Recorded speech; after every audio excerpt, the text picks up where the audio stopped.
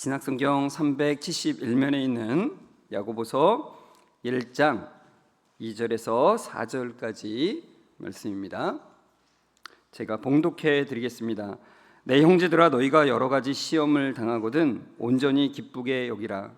이는 너희 믿음의 시련이 인내를 만들어내는 줄 너희가 알미라. 인내를 온전히 이루라. 이는 너희로 온전하고 구비하여 조금도 부족함이 없게 하려 함이라. 아멘. 우리 옆 사람과 인사하겠습니다. 성도님, 말씀에 은혜 되세요. 이렇게 인사하겠습니다. 네, 말씀에 커다란 은혜가 되시기를 주의 이름으로 축복합니다. 오늘 말씀 2절을 보시면은 시험을 당하거든 어떻게 하라고요? 온전히 기쁘게 여기라 그래요. 여기서 시험이라고 하는 단어는 원어상으로 보면은 시련이라고 하는 의미도 있고 유혹이라고 하는 의미도 있어요. 유혹받는 것도 시험이죠.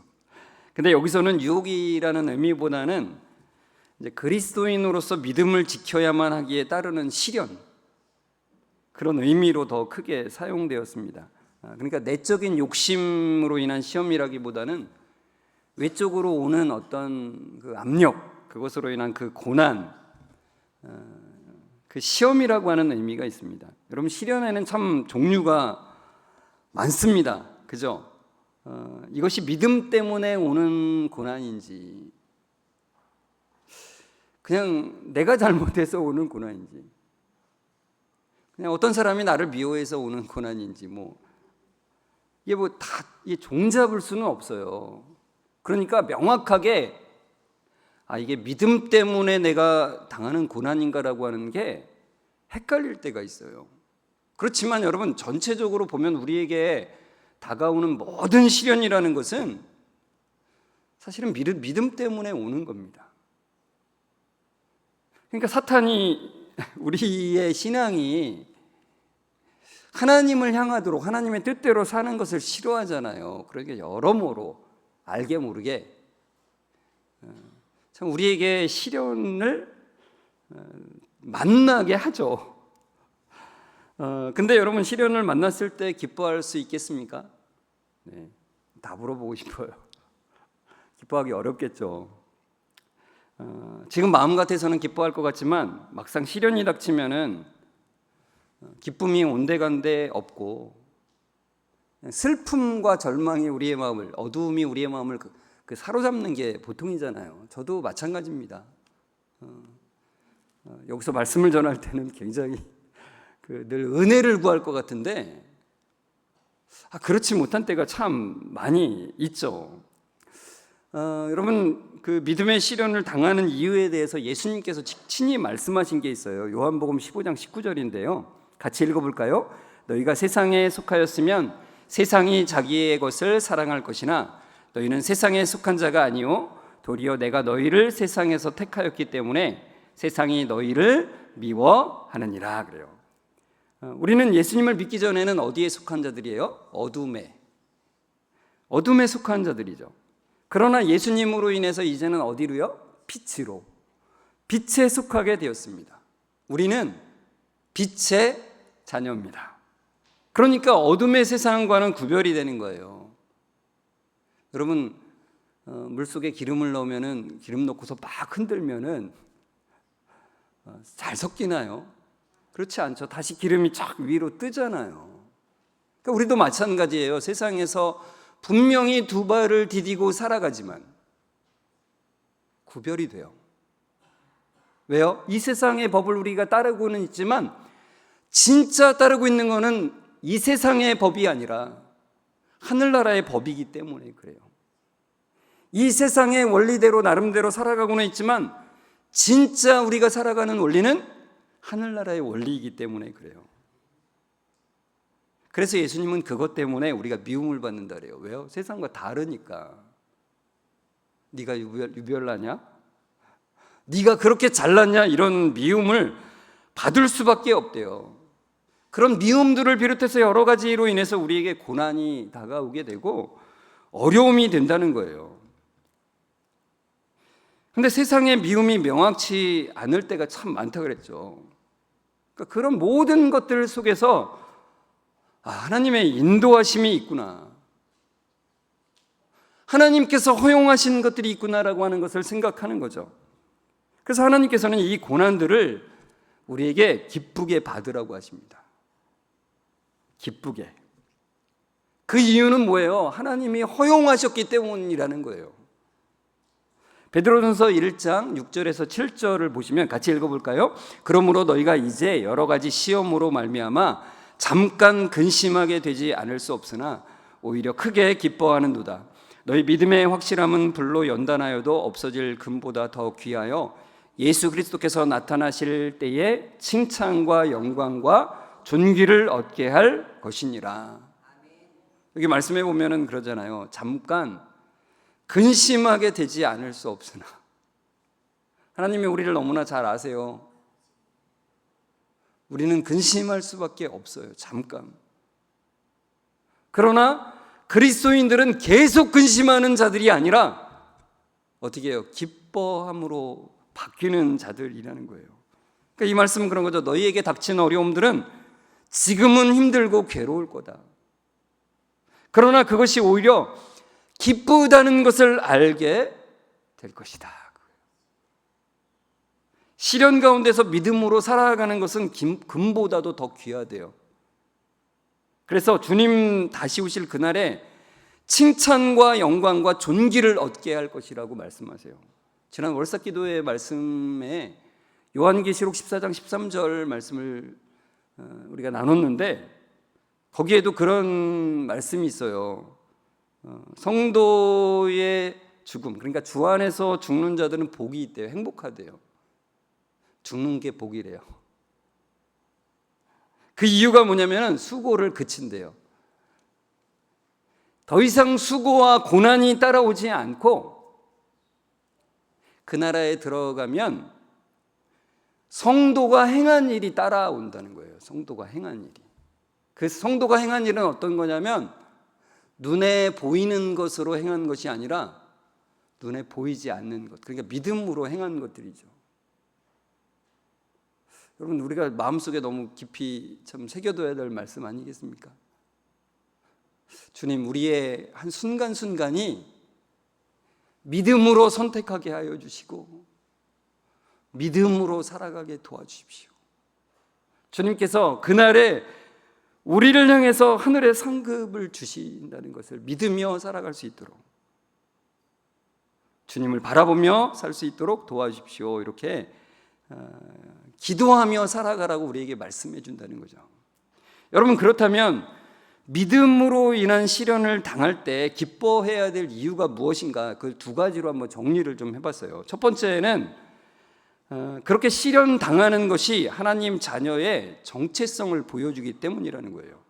그러니까 앞에 언급되었던 요한복음 15장에 예수님께서 말씀하셨잖아요. 너희가 세상에 속하지 않은 것을 이것이 보여준다는 거예요. 그래서 사도행전 5장에 보면은 제자들의 예가 나오는데 같이 읽어볼까요? 시작. 그들이 옳게 여겨 사도들을 불러들여 책찍질하며 예수의 이름으로 말하는 것을 금하고 놓으니 사도들은 그 이름을 위하여 능욕받는 일에 합당한 자로 여기심을 기뻐하면서 공회 앞을 떠나니라 그래요. 제자들이 대제사장들과 그 바리새인들에게 끌려가서 매를 맞았는데 기뻐했다는 거예요. 기뻐했다. 여러분, 참 이상하잖아요. 매를 맞았는데 기뻐한다. 고통을 즐기는 자들인가? 그렇지는 않은 거예요.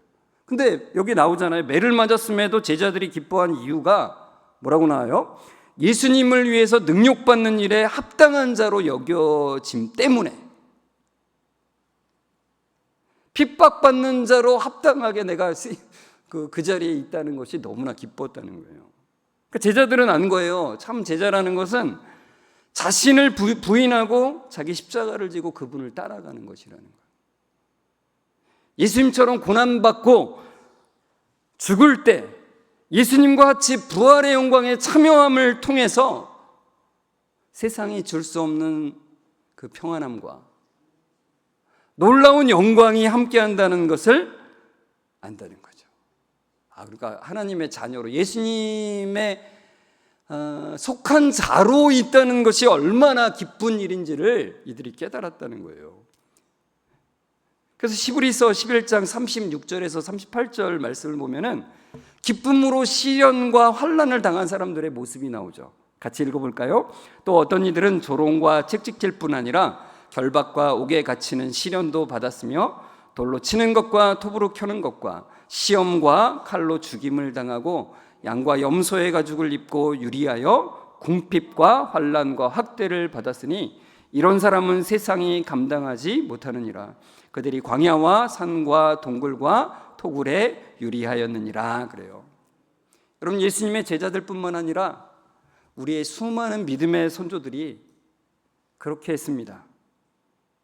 여기 38절에 나오는 이런 사람은 세상이 감당하지 못하느니라라는 말씀이 있잖아요. 이 말은 원어적으로 보면 어떤 뜻이냐면 그들에게 세상은 아무런 가치가 없었습니다라는 뜻이에요. 그러니까 말로 다 형언할 수 없는 그 가치, 그 영원한 기쁨을 보았기 때문에 어떠한 시련도 기쁨으로 그들이 받았다는 거예요. 여기 나오는 표현들 보면 너무나 잔인하잖아요. 돌로 치는 것과 톱으로 켜는 것, 사람을 톱으로 켜서 죽임. 그게 어떤 것일까? 근데 그것을 기쁨으로 받았다는 거예요. 기쁨으로. 진짜 기쁨을 알기 때문에, 진짜 자신들이 하나님의 자녀된 것이 증명되는 것이 너무나 기뻤다는 거예요.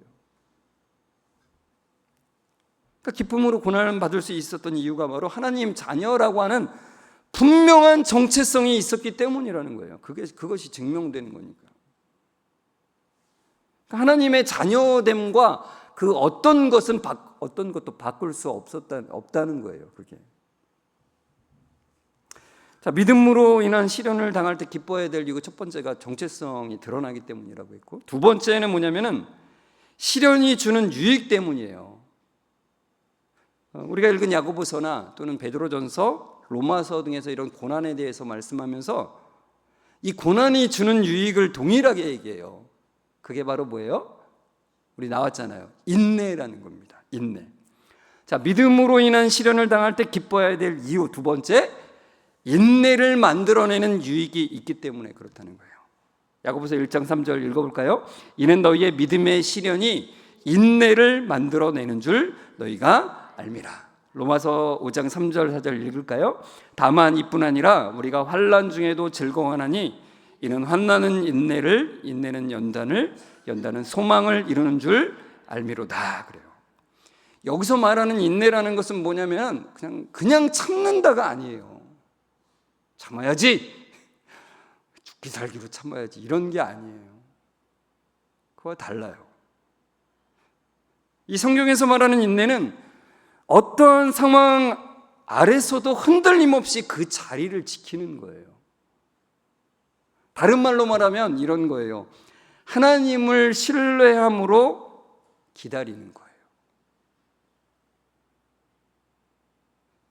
그러니까 그냥 내 주관으로다가 참고 견디자 이런 게 아니라 참으면 좋은 날이 올 거야. 그런 게 아니라 하나님을 신뢰함으로 기다리는 거예요. 그래서 그 자리를 지키는 거예요. 주어진 일을 하는 겁니다. 그러니까 눈으로 보기에는, 그리고 피부로 와닿기에는 너무나 견디기 힘든 상황이지만 하나님을 신뢰하기 때문에 기다리고 그 자리를 지키면서 섬기는 거라 이거죠. 그러면 연단이 되어서 점점 더 성숙해가고 더욱더 참된 소망으로 살아가는 기쁨이 넘치게 된다는 거예요. 그러니까 상황에 흔들림이 없는 그 과정 단계로 점점점 가게 된다는 거죠.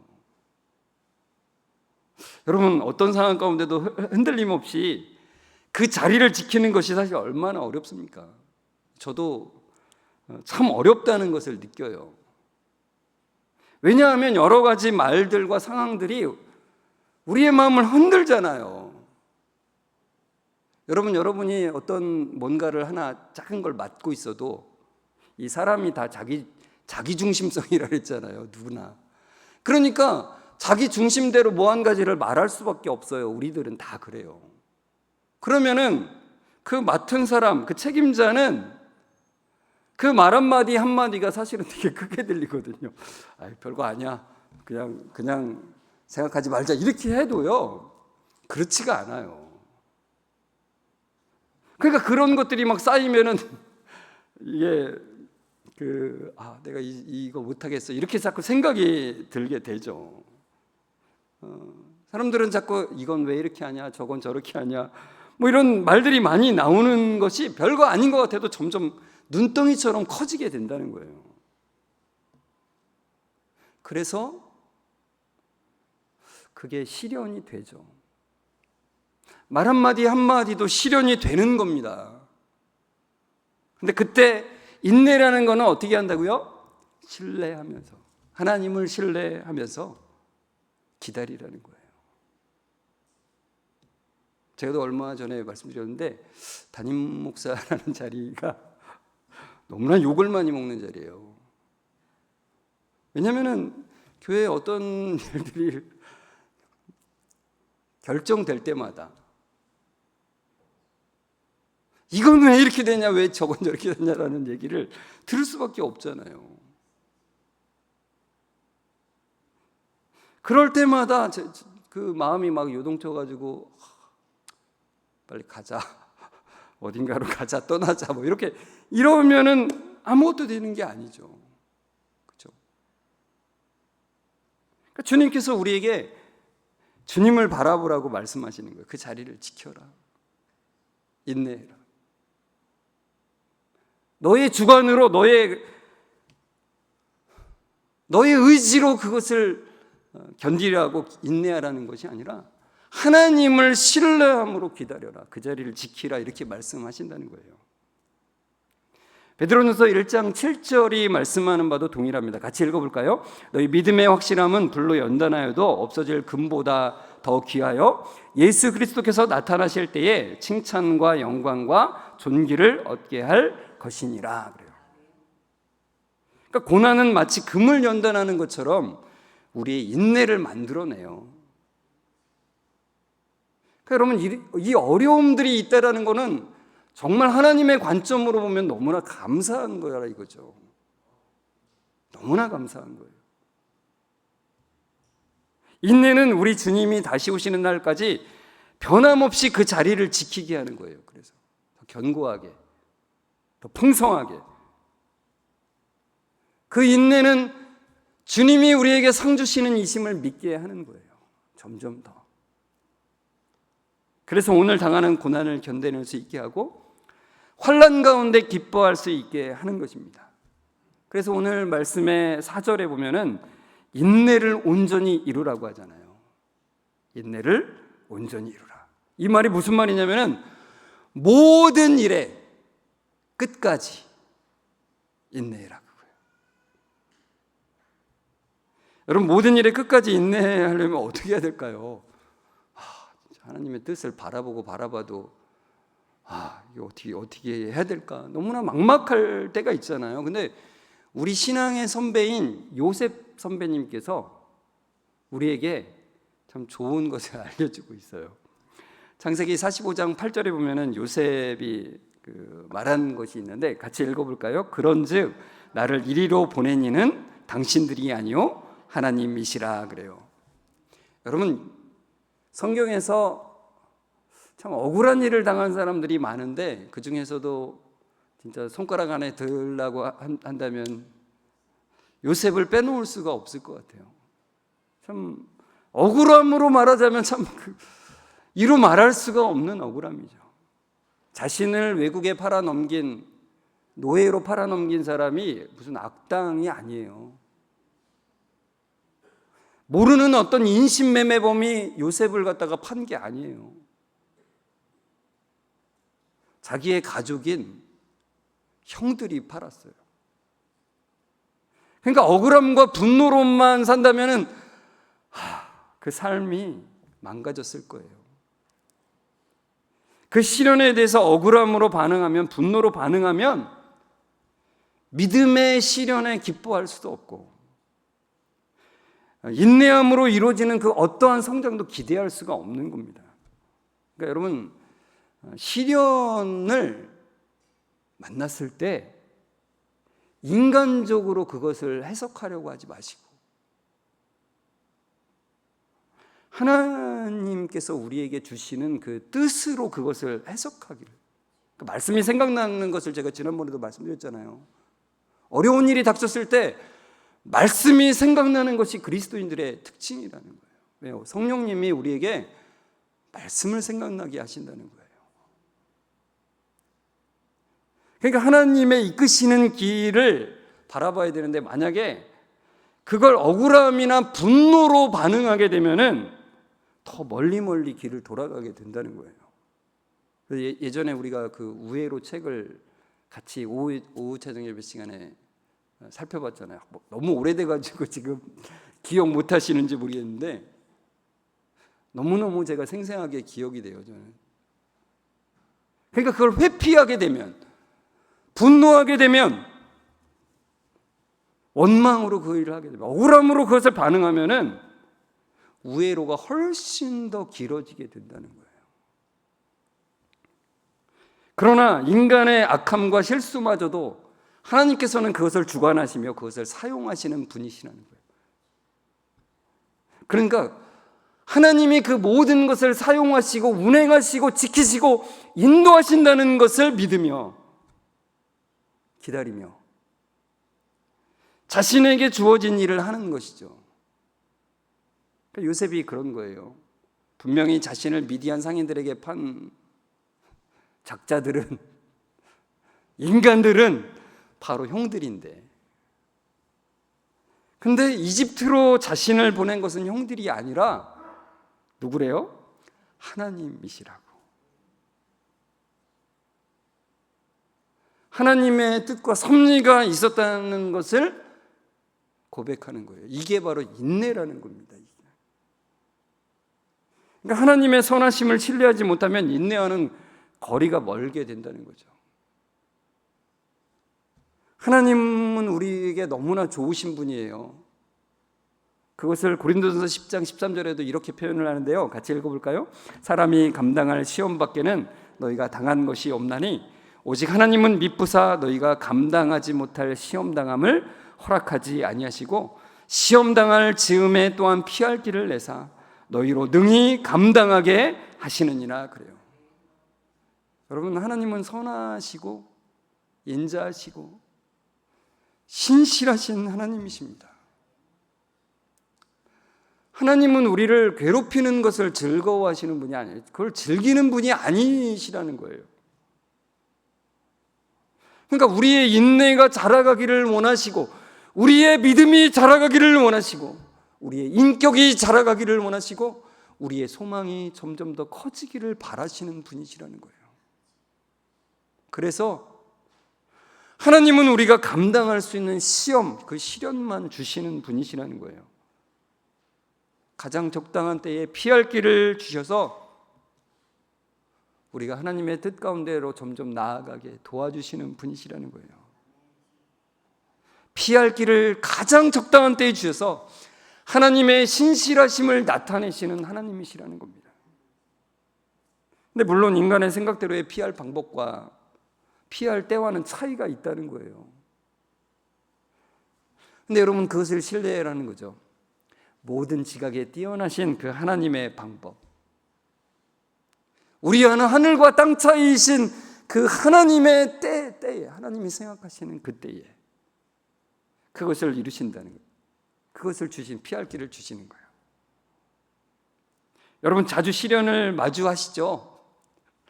시련이라는 건 크고 작음이 있을 수는 있지만 정말 연속적으로 와요. 누구의 말 한마디에도 우리는 시련을 마주하는 거예요. 그때마다 우리는 분명히 힘이 듭니다. 제가 말씀드렸잖아요. 뭘 그런 걸 가지고 그래. 그런 말은 하지 말아야 되는 거예요. 다 달라요. 힘듭니다. 말 한마디에도 힘들고 어떤 상황이 와도 힘듭니다. 그건 사람마다 달라요. 그러나 괴롭고 때로는 포기하고 싶은 마음이 들지만 하나님 우리에게 말씀하시는 거예요.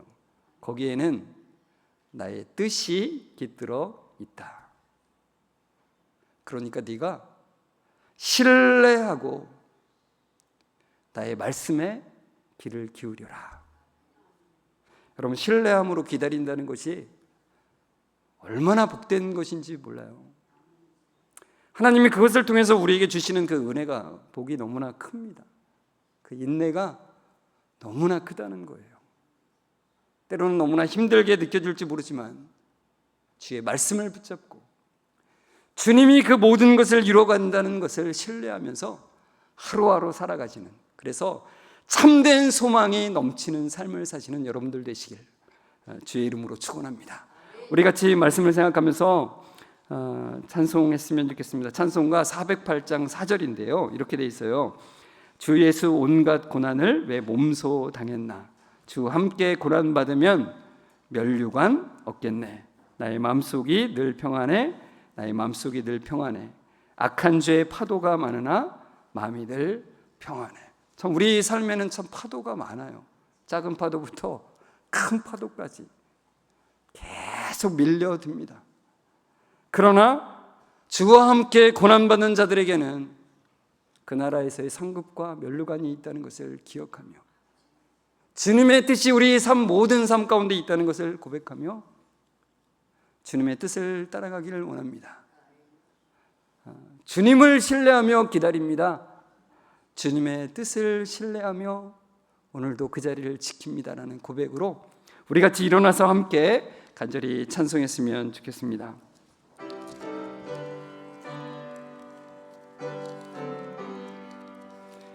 주 예수 온갖 고난을 왜 몸소 당했나. 주 함께 고난 받으면 멸류관 없겠네. 나의 마음속이는 평안해. 나의 마음속이는 평안해. 악한 죄 파도가 많으나 마음이는 평안해. 다시 한번 주 예수 온갖 고난을, 주 예수 온갖 고난을 왜 몸소 당했나. 주 함께 고난 받으면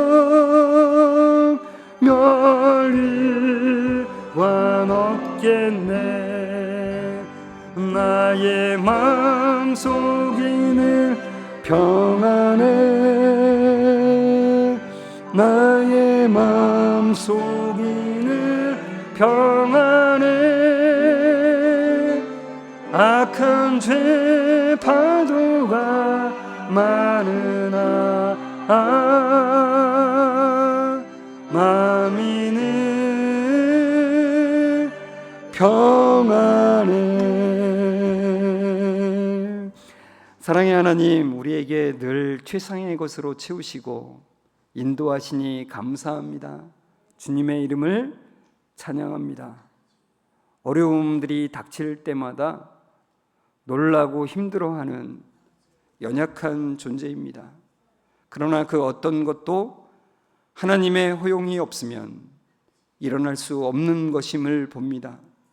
우리의 실수와 악함마저도 사용하시는 주님을 더욱더 신뢰하며 기다리는 은혜를 허락해 주옵소서. 잠잠히 그 자리를 지키는 그 은혜를 허락해 주옵소서. 그 모든 상황을 통해서 우리의 인내가 자라고 믿음이 성장해서 참된 소망으로 살아가는 은혜를 허락해 주옵소서. 주님의 자녀됨이 참으로 이 세상의 그 어떤 것보다 소중하며 주님이 주시는 상급이 이 세상이 주는 어떠한 기쁨보다 크다는 것을 날마다 고백하며 살아가는 귀한 삶들이 될 수 있도록 은혜를 베풀어 주옵소서. 우리를 늘 신실함으로 이끌어 주시는 주 예수 그리스도의 이름으로 감사하며 기도드리옵나이다. 아멘. 우리 주 예수 그리스도의 은혜와 하나님의 사랑하심과 성령님의 교통하심이 여러 가지 시련을 만날 때마다 인내를 온전히 이루기를 소망하며 나아가는 우리 모든 성도들과 그 가정 위에 지금부터 영원까지 함께 있을지어다. 아멘.